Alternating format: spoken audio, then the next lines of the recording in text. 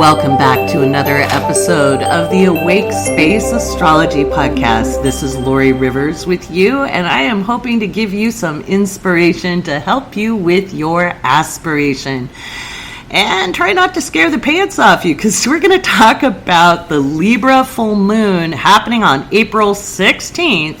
And doozy doesn't even begin to describe the energy happening that day. And the moon becomes full, all right, it waxes full in the morning or mid-morning here on the West Coast. So it'll be afternoon on the East Coast. If you work in emergency services, in healthcare, or with the public, if you've got some PTO, I'd be taking it, because this is going to be a hell of a full moon. You know, even growing up, I knew about the full moon phenomenon because my dad was both a firefighter, professional firefighter, and one of the first EMTs in the country back when they did actual medical triage in the field. And every time it was getting close to a full moon, he would just completely stress the heck out. So, And that's because it gets wild during the full moon. They know there's a phenomenon with that. Well, this one takes the cake. So I'm going to take a look at the chart here. Let me describe this chart. I'll do it in astrologicalese first, and then I'll explain it. Okay, so don't get caught up in it if you don't understand what I'm talking about. I translate this stuff. That's what I do.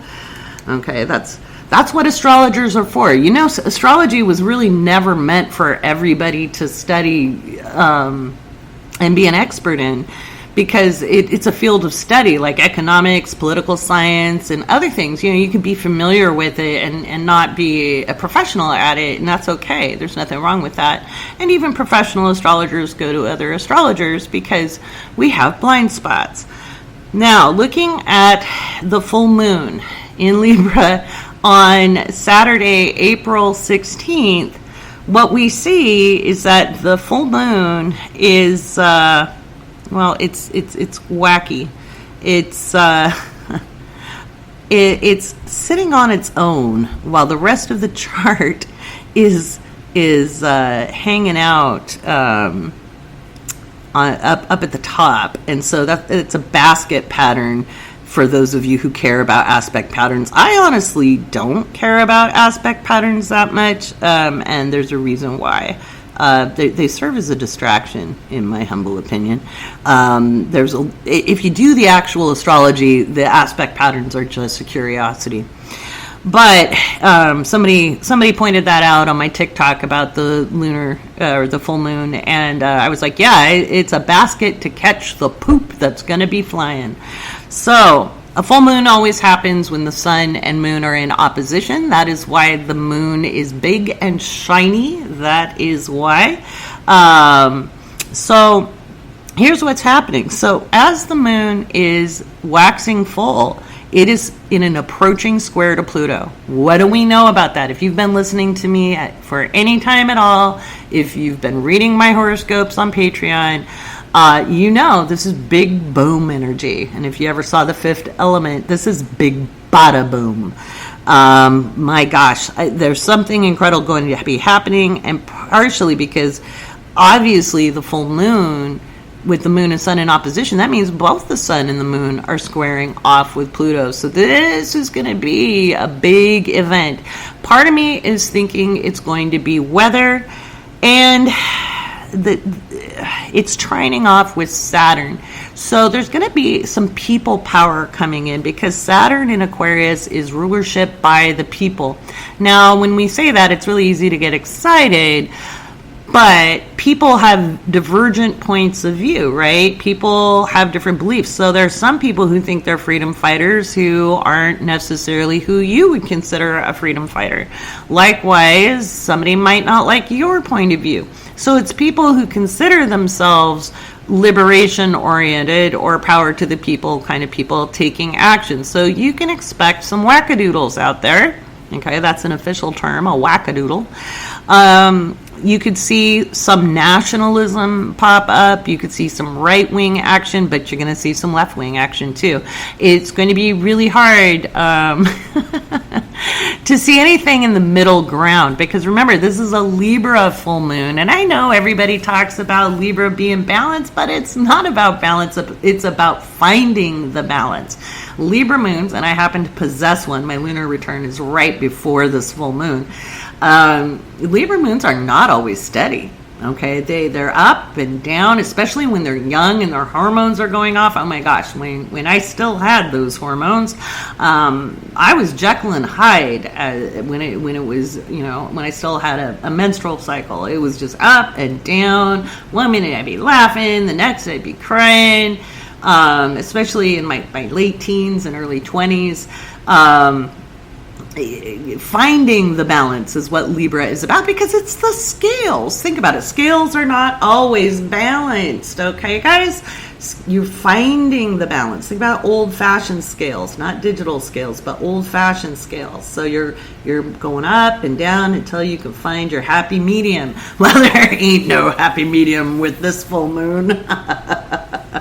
Oh, she laughs. It's going to be wild. And I think we're going to see more evidence of climate change. It's just the fact. That's why I've been telling you guys, grow your food as much as you can. Okay. I know it's still snowing in some places. Hello, climate change. Portland, Oregon got snow today, this morning on April 11th. That's just wild. It hasn't done that since the 30s. That's just, which is interesting, by the way. I'm going to digress off the full moon for a minute. In 1936, 37, we were in the flip side of where we are today, because Pluto was at around the same degrees of Cancer that it is at Capricorn now. And guess what? Uranus was in Taurus. And Neptune was in Virgo. So when we're looking at what's happening in Eastern Europe, okay, with Russia invading Ukraine, when we look at nationalism, civil rights, rights for women, reproductive rights, all of this is up on deck, kind of completing a cycle that started then, or that we were more aware of then.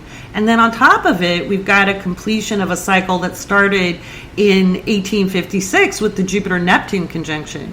So, which, by the way, April 12th, we have the Jupiter-Neptune conjunction exact, okay, in Pisces. Right now it's currently conjunct. They're just not exact by the minute.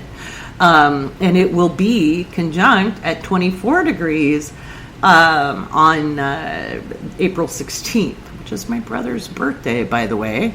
I hope he has a good one. It's a hell of a lunar return, is what I gotta say. I hope it's magic for him. So this is going to be some wild and crazy energy. There's going to be a lot of combativeness in this energy, and people looking for fairness. Okay, looking for fairness. I think we might see some protests. I certainly think we're going to see some walkouts when it comes to labor. We're going to see some pushback from CEOs, and we're going to look at global commodity markets getting really, really shaky, because between the pandemic, faulty supply chains anyway, okay, everything was really, really poorly thought out starting in the 90s with, and if we go back to the 80s with Reagan's supply side economics, it makes absolutely no sense. I know everybody complains about capitalism, but we haven't had actual capitalism in like 40 years. We've had corporate socialism for damn sure, at least since the 90s. And so all of this is rearing its head, and we're starting to see the fallout of that with this moon, and it's opening the gateways for that eclipse April 30th, the new moon eclipse, followed shortly 2 weeks later by the full moon eclipse. And remember, eclipses are new and full moons on steroids, and we'll do an entire episode about that. So I'm not going to talk about it as much in this episode, but it's enough to know that this is opening the gateways for the consequences, because full moons are reaping what you've sown. On an individual level, don't freak out. You can have a great day. Do keep your eye on the weather. It's going to be insanely wet because we have Mars in Pisces, we have Venus in Pisces, we have Neptune in Pisces, and Jupiter in Pisces, all on the 16th.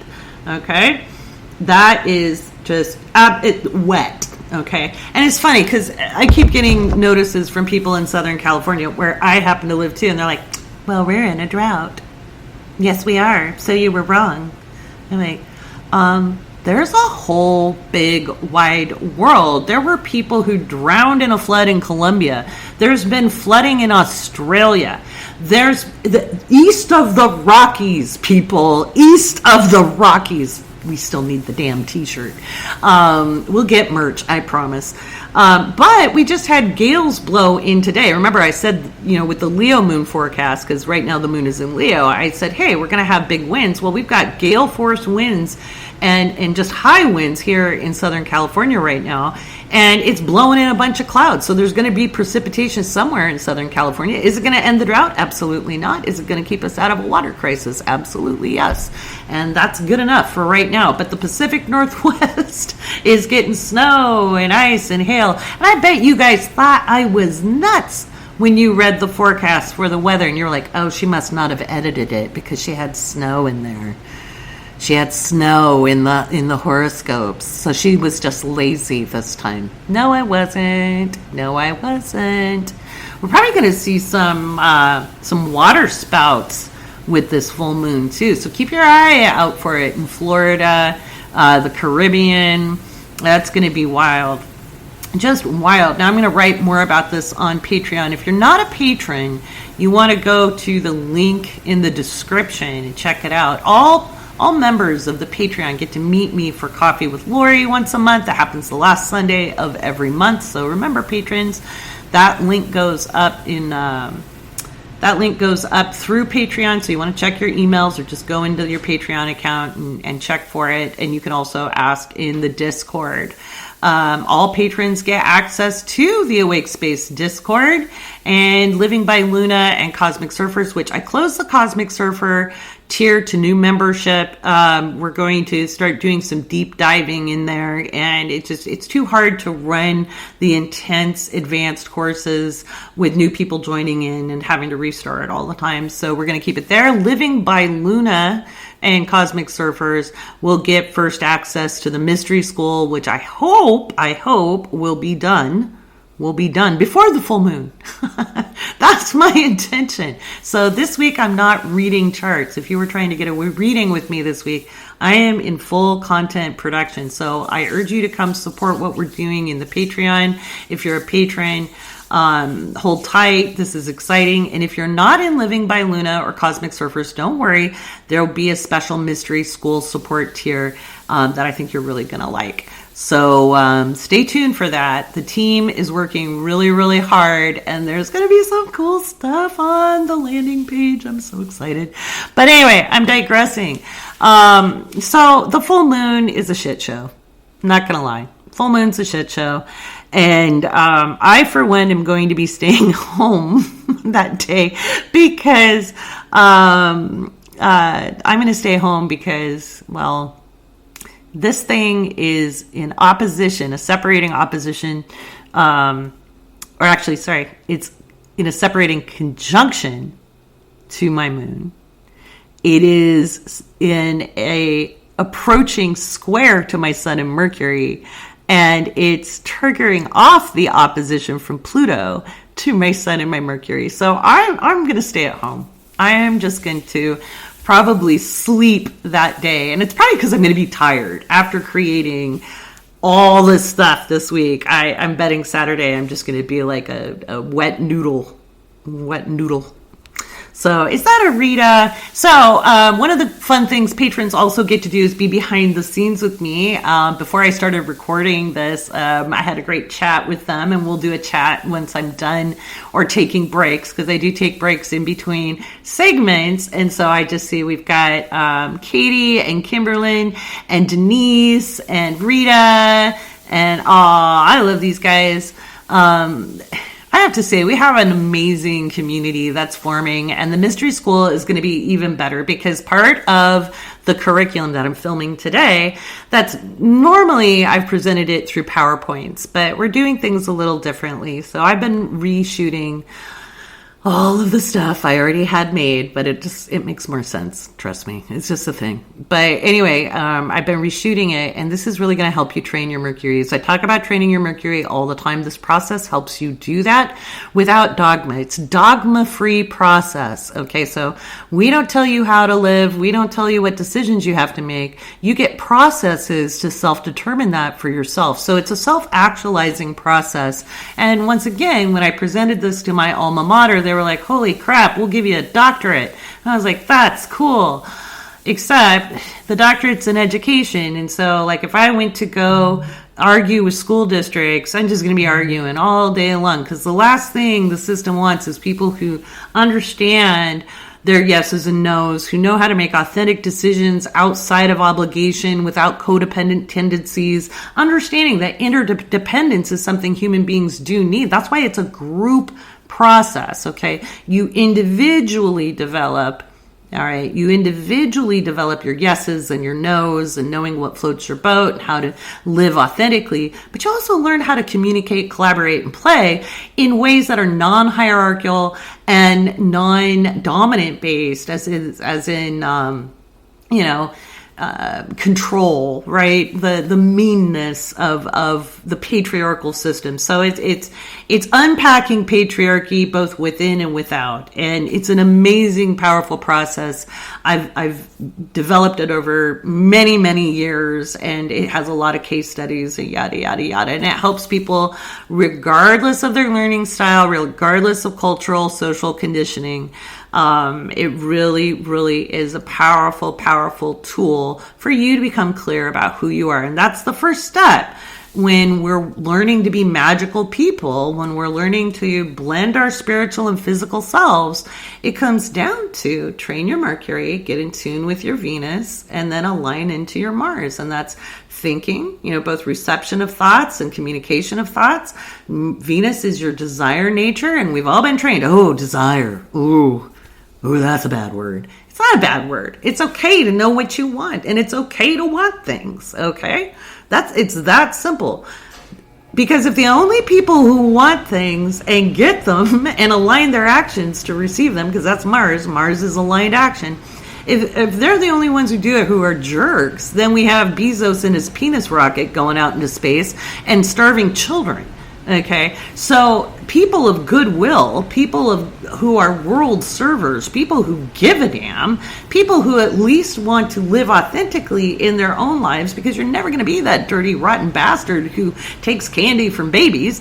If you're not doing well in life, including enjoying it, and it doesn't mean you have to be a bajillionaire, but if you're not doing well, then the only people who are doing well are the Elon Musks and the Jeff Bezos and the Bill Gates and the Cargill family and the Walton family and all those ne'er-do-wells.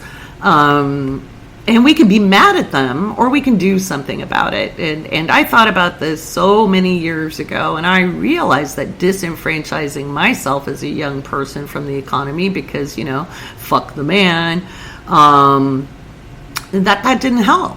If I was born really, really smart, and I was, okay, my mom had me tested. I know I sound like Sheldon Cooper. If I was born really, really smart with a lot of gifts, was that meant for me to sit in a corner struggling, or was that meant to be doing well, living well, and helping other people? And like a lot of people with Libra energy, and I have a Libra moon, I was really codependent in that, like, oh, here, have my sandwich. Well, but if I'm not eating, I then can only help that one person I gave one sandwich to. Whereas if I'm doing better and I like to be generous, then I can help a lot of other people, right? And it doesn't have to be conditional even. That's just my nature, right?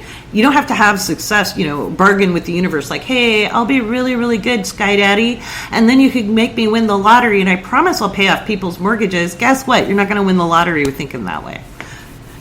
You might win it thinking, hey, this is a heck of a lot of fun.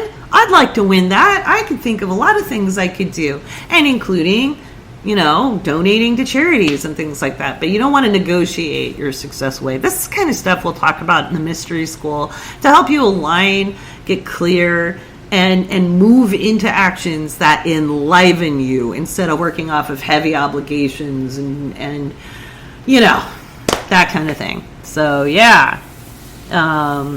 So, oh my gosh, I'm getting some love in the chat. Thank you guys. Thank you so much.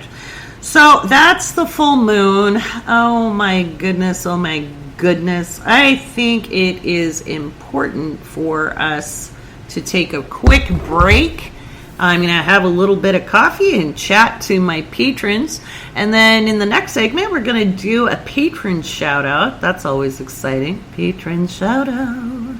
Because without patrons, there is no podcast. And then we're going to talk a little bit about fate and destiny. Da-da-da, da-da-da, da-da-da. All right, we'll be back in just a moment.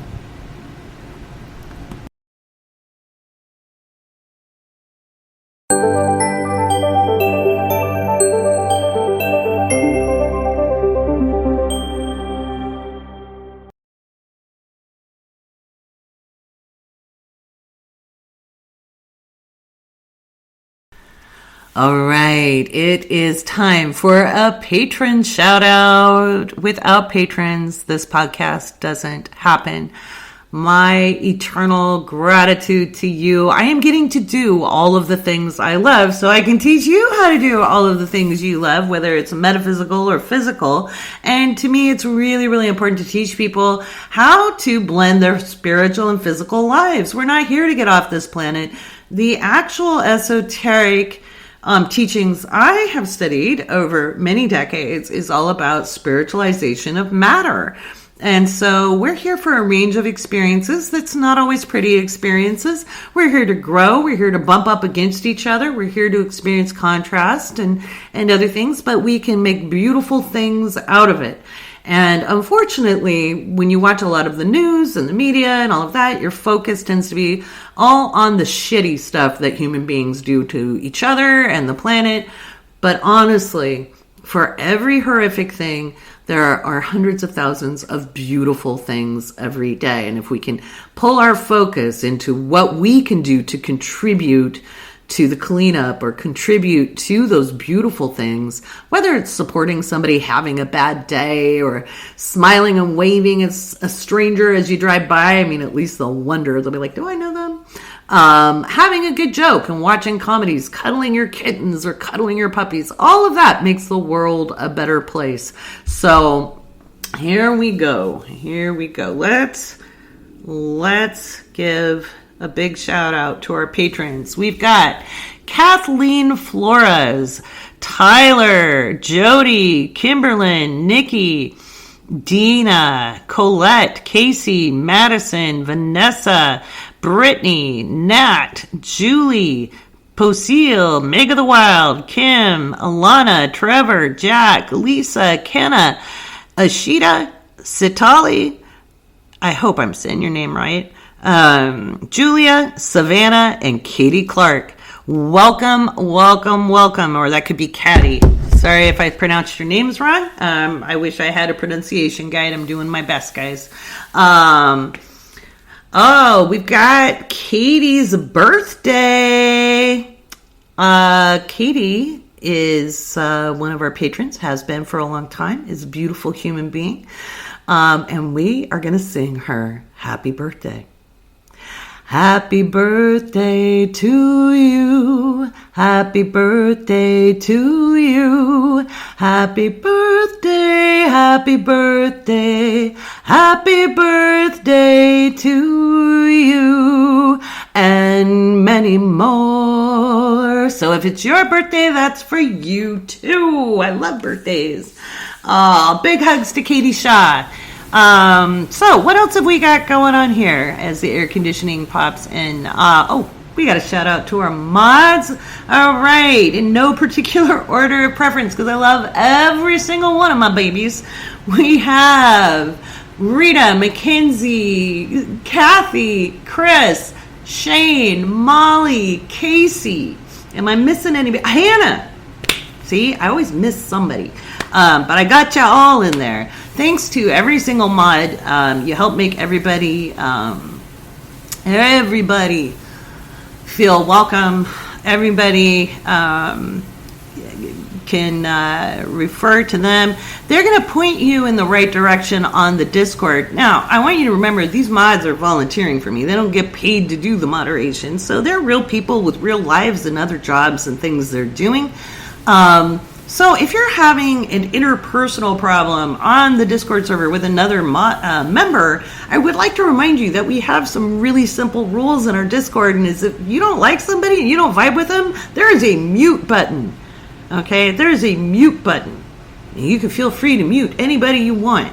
That is taking your Discord use under your own control, but we don't mediate interpersonal problems. Nobody's got time for that. Just doesn't happen. If somebody's breaking rules in the server, I step in. That's my job. It's my server. And I've raised teenagers, so trust me, I have no problem enforcing rules. But just a reminder of what the rules are, because they're kind of simple. All right, they're not hard, and sometimes they get lost. So I'm gonna have to click on this. So it's always just a reminder. Nothing terrible has happened for me to bring this up. I just think it's really important to understand when you have a community, we have to have a framework for people to feel safe. So let's take a look. Let's see.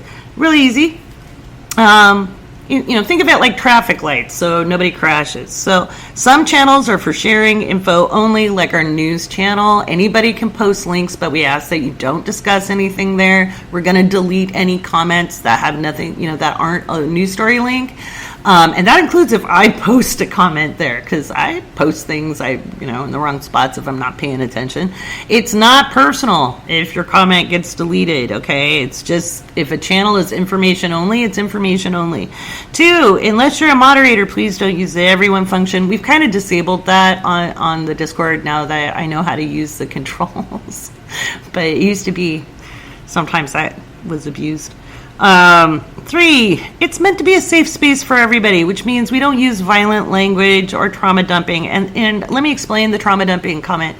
There's a big difference between over disclosure and saying, hey, I've had a bad day, or we have a family emergency, can you think good thoughts for me? Like giving long drawn out details of trauma can trigger other people. You don't know what other journeys people have been through. And a lot of times, it's easy to think you're the only person who's gone through something, but you'd be amazed. Like as an astrologer and as a coach, I hear people's stories all day long, and you'd be amazed at how many people have gone through similar things to you. So, be mindful of other people's experiences. It doesn't mean shut up and don't talk about your feelings. It just means kind of be mindful is all. If you, let's see, and no personal attacks, because duh, right? So if you feel uncomfortable with another member, it could be, a personality class, you can mute or block them. That is called taking personal responsibility for your own use. If you feel something needs to come to the attention or the mods, I'm going to say do hesitate at this point, because the mods are getting a lot of DMs. We're growing, so I'm going to have to change that rule. But if something needs attention, and it's really serious, you can at us. I think Kathy, who's sister-elect, and Casey and Shane are people who are the ones to do that with. Let's see. Read the channel descriptions before posting. That's a good one. 6, no astrology chart or any other kind of reading requests. If you guys want to pull cards for each other in Awakening, have at it. We'll have space for sharing in the mystery school, but no chart reading requests, because that's what professional astrologers are for. 7, moderators are people with lives and feelings. If they make a request or redirect your post, please give them respect. They are moderating on my behalf as volunteers, and they are under my instructions. Disrespect of mods will result in a permanent ban from both the server and Patreon. Okay, and we have lists of resources. If you're looking for stuff, there's resources. up at the top of the Discord. So all of the Astro Guides, you get those as patrons. You've got the Astro Guide Volume 1, which is the ultimate astrological cheat sheet. You've got Volume 2, which is the guide for instinct and intuition. And I've had requests for a class on that. We'll be putting that out soon. We'll be launching a class on instinct and intuition, so you can know what your particular intuitive gifts are. Everybody's got them. And then there's issue 3, which is your guide to Chiron. Okay, and we have the recorded class for Chiron that some of you have already taken live. That'll be in the Mystery School as part of the basic astrological education, as will the Saturn return class. So there's a lot of cool stuff coming up in the Mystery School and in the Patreon. So once again, big shout outs to all of our patrons, everybody hopping in the Discord. There is more than 350 of us. Everybody give each other a big group hug. All right, so in the next segment, we're going to talk about destiny.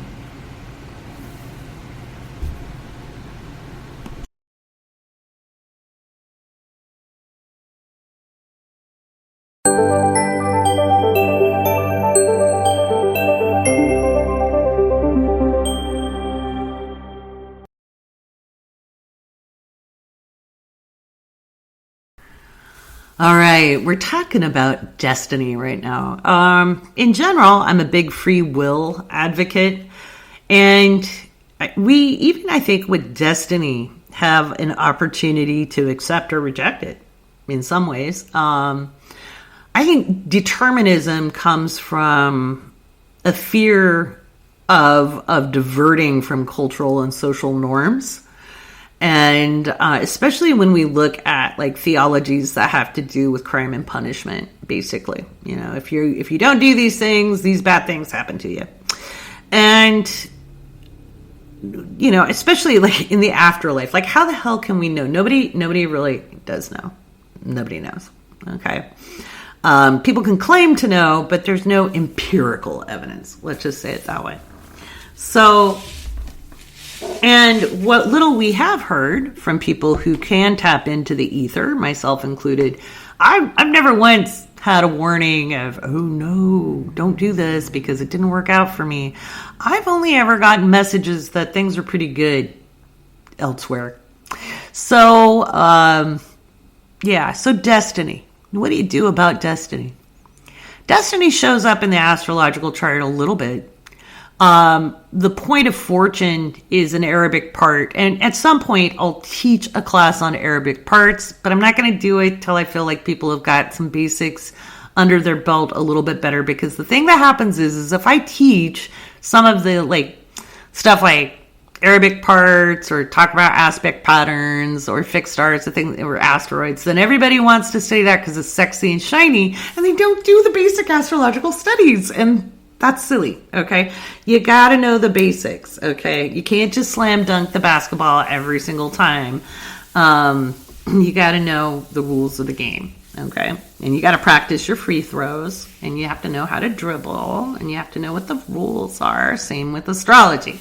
So, and same like playing music, you've got to know your scales, okay? There are very few people who can play an instrument without practice, okay? And to play it well over time. There might be people who can play by ear, but they have to hear a song first, but they may not have good technique, okay? So, technique is important. That's why I am working really, really hard with Mackenzie, who is my apprentice. She's got the basics down. She's more than capable of reading natal charts, and then she's going to shadow me because you learn the basics. But I'll go back. Point of fortune is a place of destiny. When it's touched by the moon or another planet that's transiting, it kind of gives you the opportunity to walk through a doorway to take advantage of that particular thing. If you don't know what your point of fortune is, just leave it alone for a minute. Okay, we'll talk about it at another time. I'll do a class on it. I do promise. I'm looking at the comments in the YouTube live from the patrons. Denise says there's enough basic astrology to keep you busy for a decade. Absolutely. Absolutely. You can take each planet and go deeper and deeper and deeper, and we will in the mystery school. So then we have the north and south nodes. And there is kind of this narrative that Western tropical astrology stole it from Vedic, and that's not true. Okay, so the nodes were actually invented in Chaldea. It's a mathematical calculation. All planets have nodes. Okay. And so the north and south node of the moon has actually been part of the astrological tradition since Chaldea. And even though we call it Western tropical astrology, it hails from Mesopotamia. Okay. And Western culture is considered to have been birthed from Mesopotamia. Okay, we're not talking about Great Britain and Western European colonialism. Okay, when we get into ancient history, we're looking at Mesopotamia. Okay, and that was what gave birth to Western ideals. Okay, so then it went to the Hellenists or the Greeks, and Greece wasn't a country. There were lots of city-states. And then that spread during the Dark Ages in Europe. The Arabs picked it up, so they took the math even further. And then when they were in Spain, they further propagated their learnings. And so the point of fortune is an Arabic part, and they also furthered our understanding from a Western tropical point of view of the nodes. Okay, so that's some of the history of it. The nodes kind of represent, in your natal chart, it shows, the north node shows what you're here to learn. What are the skills you're here to pick up? And the south node shows what you came in with. Now, some people call that karma. I think that's more appropriation. Okay, that's a Vedic point of view. I would say it's things we bring into this life with us, absolutely. But they can be skill sets. It can be mindsets. Your south node is something you really don't have to study a lot about in this lifetime, nor do you need to throw it out. Okay, it used to be like in the 90s. When I was an astrologer, there was this kind of pervading wisdom of, don't operate in your south node. Don't do it. Don't do it. Only work on your north node. Only do that, which completely imbalances you. It is an axis. The north and south node are always opposite each other, okay? And so you can't be in one or the other all the time. So like for me, I have my north node is in Pisces. I've got the Jupiter-Neptune conjunction on it, bitches. Yes. Like how to plan a lifetime, right? That is like swinging into your purpose. And my south node, conjunct Pluto, is in Virgo. And I was born with good organizational skills. It's in my 10th house. I was always kind of a leader. I was a lot bossy, a lot. I made my friends do homework, like when I was 5. And if you wanted to borrow one of my books, I had a verifiable library. Like, I was so in love with the library as a little kid that I had my books organized by author, because I prefer to do it that way, unless it was a collection, and then it was by, the order of what, publishing, and they had little puffy stickers on them, okay, and I glued cards in there, and I had to stamp the book like a librarian, and you'd better return that on time. If I said it needed to be in by dinner, it needed to be in by dinner. Yeah. And if you were checking books out, you had to be quiet, or I would give you library action. Shush. That was me as a little kid. What I was supposed to be developing in this lifetime is letting go and not being, as anal about things, and learning to trust processes. But I'm naturally good at developing processes. So it's a balancing act. So especially as we've been talking about the full moon in Libra, and Libra isn't about balance, it's about finding the balance.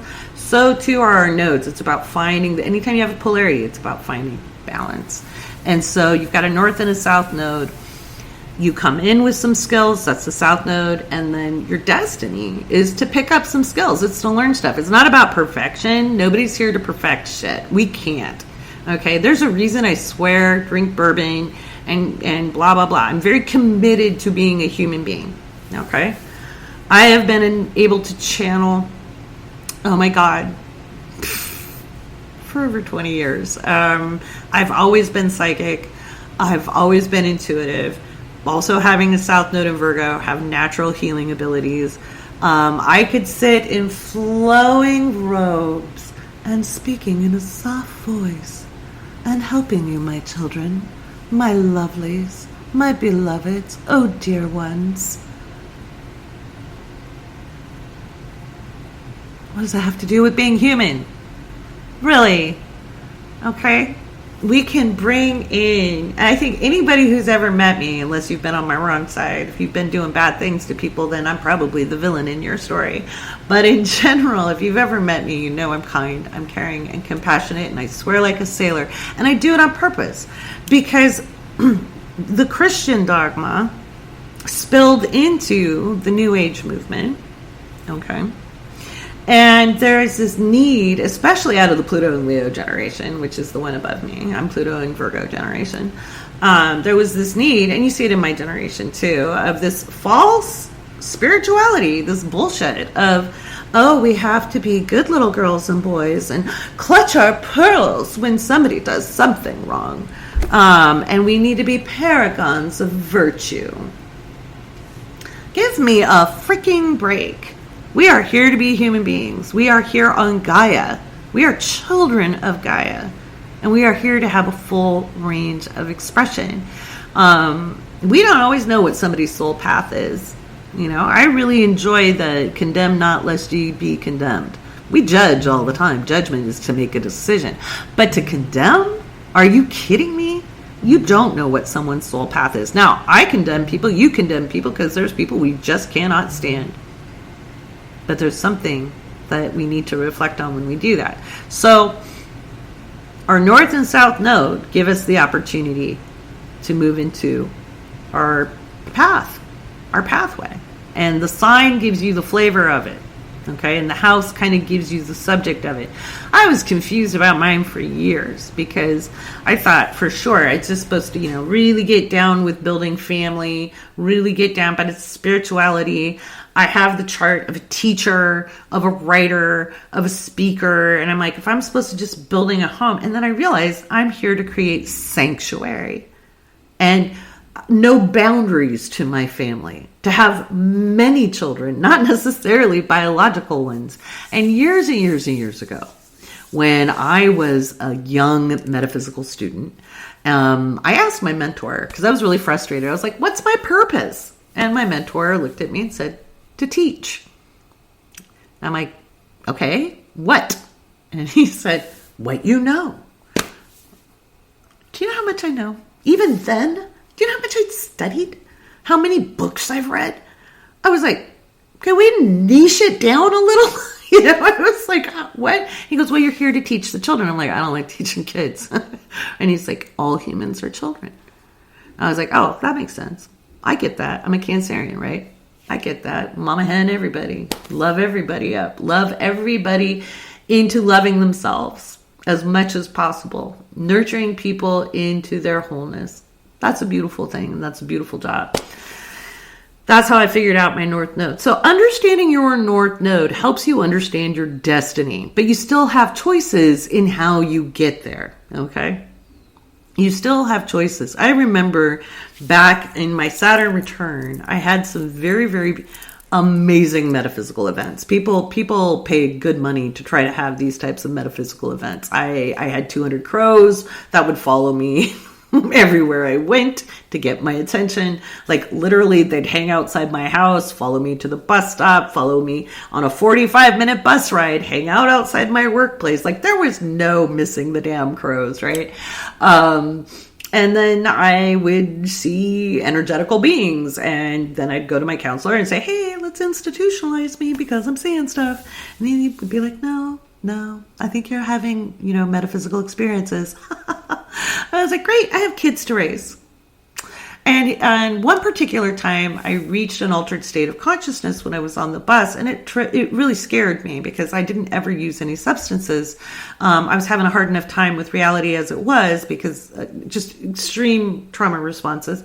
And I did have little kids to raise, and the world kind of melted away, and it got really foggy, and I was experiencing just this altered state of consciousness. And I went back to my therapist and was like, okay, hello. Once again, I asked him like 6 times to like let's institutionalize me. And every time he was like, no, because he was actually a metaphysician as well. And he was like, no, I think you're experiencing this thing called samadhi, but I don't want to influence you. Go look it up. And I had no experience with understanding that Eastern philosophy. And so I went to the library and I cross-referenced it from my cultural background, even though I wasn't participating in that particular theology anymore. I was like, that's still my understanding. So I started cross-referencing with it, and I understood what it meant. And it's kind of a death of the ego process. And for me, it happened spontaneously doing an exercise that my counselor had prescribed to me, which was just basically send love to people because I thought they were mean. All I could see was meanness in the world at the time. And I was very tender and raw.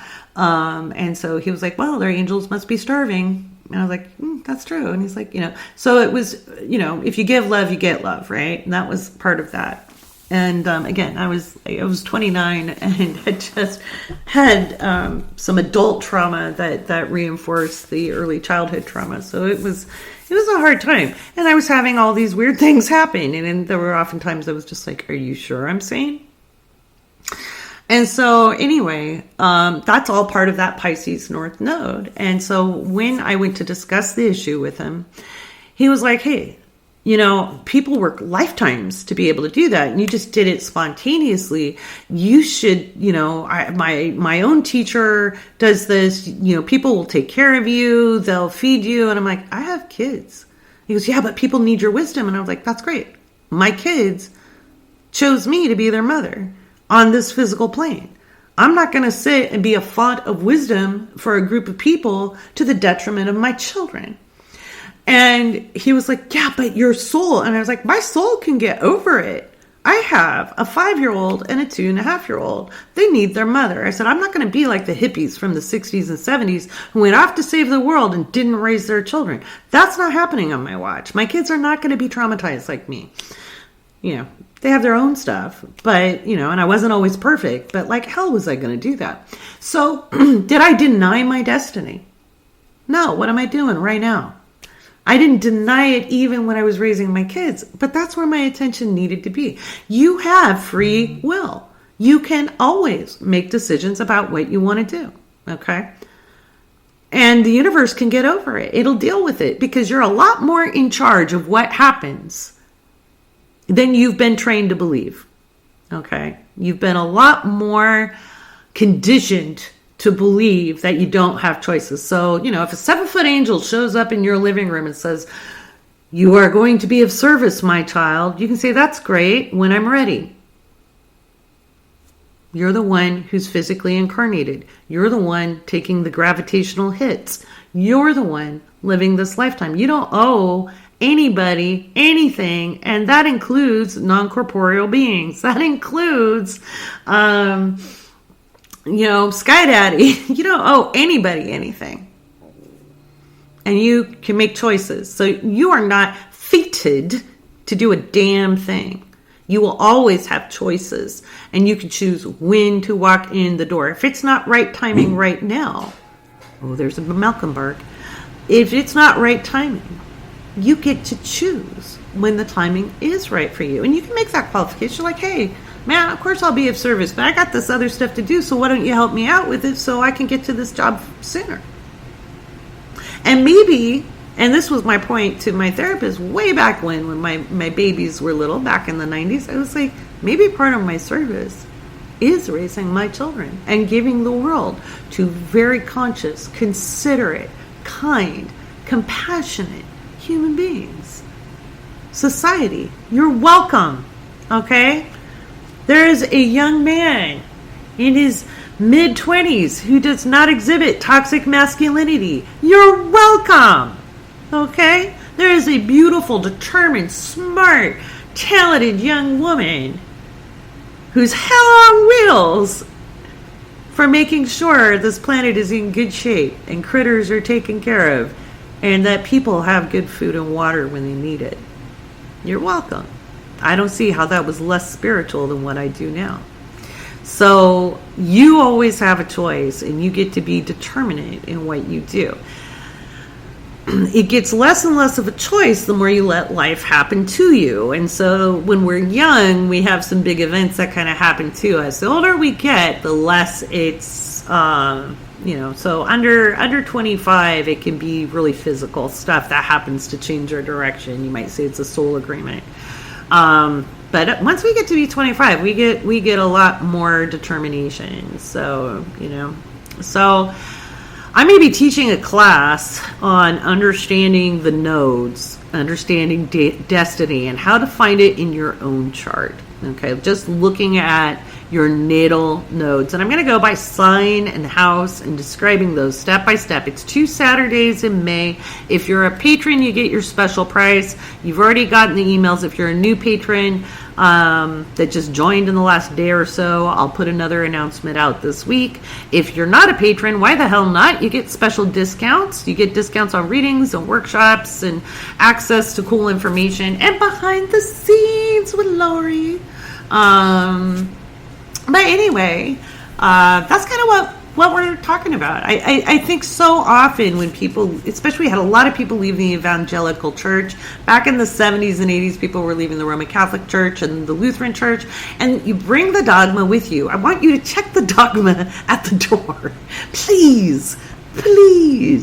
That dogma is dangerous. When we look at original sin and, everybody gets into the women are dangerous bullshit. That's why we have all this dumb legislation happening. But it gets brought into the spiritual world as well. Notice I didn't say spiritual community because there is not one unified spiritual community. There's a bunch of them, but there's no one community. But there is the realm of spirituality. So yeah, that's what we've talked about. So that's pretty much what I've got up in deck. I've got a lot of recordings to do today because I'm getting the mystery school completed this week. Hell or high water. That's it. I got a bunch recorded today. I've got a bunch more to do, but I wanted to get this podcast episode out to you. I'll be doing another podcast on the eclipses.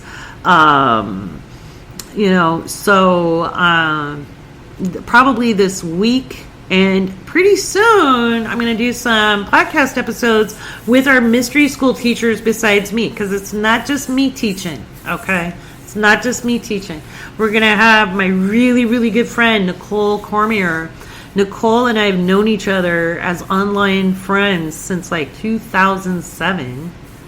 That's right. 2007. That's a long time to know anybody. She is an outstanding professional numerologer. And then I will have Kirsten Soga, who is my real life best friend. And she is going to be teaching muscle testing to further help you know how to make decisions using your own body. She's been doing that for decades. She's amazing.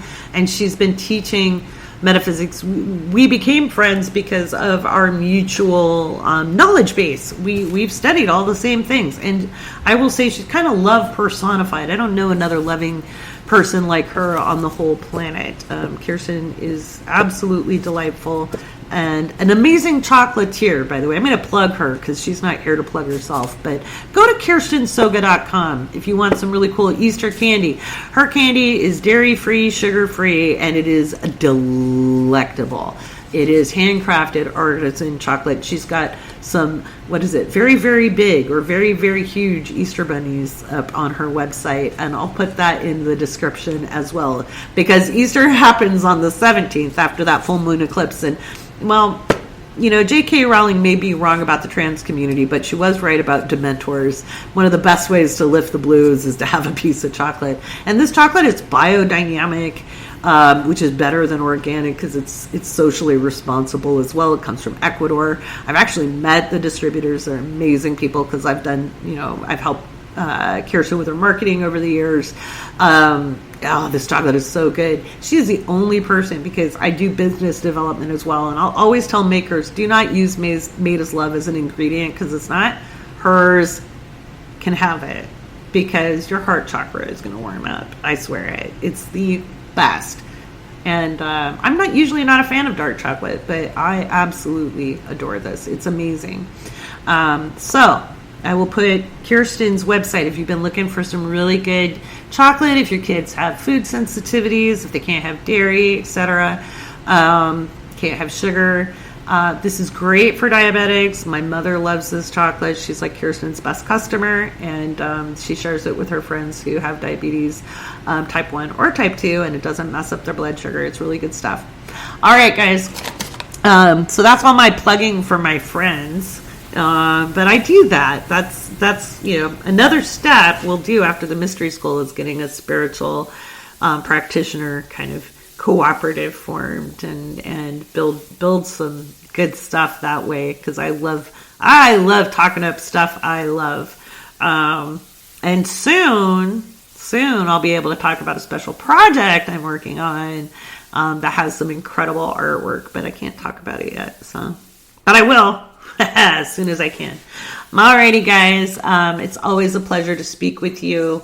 I hope you got some inspiration, or at least a teensy bit, a sprinkle, so that you can work on your aspirations in this life. Deep breaths, buckle your seatbelts, because the second half of April is going to be a bumpy ride, but I'll be right here with you.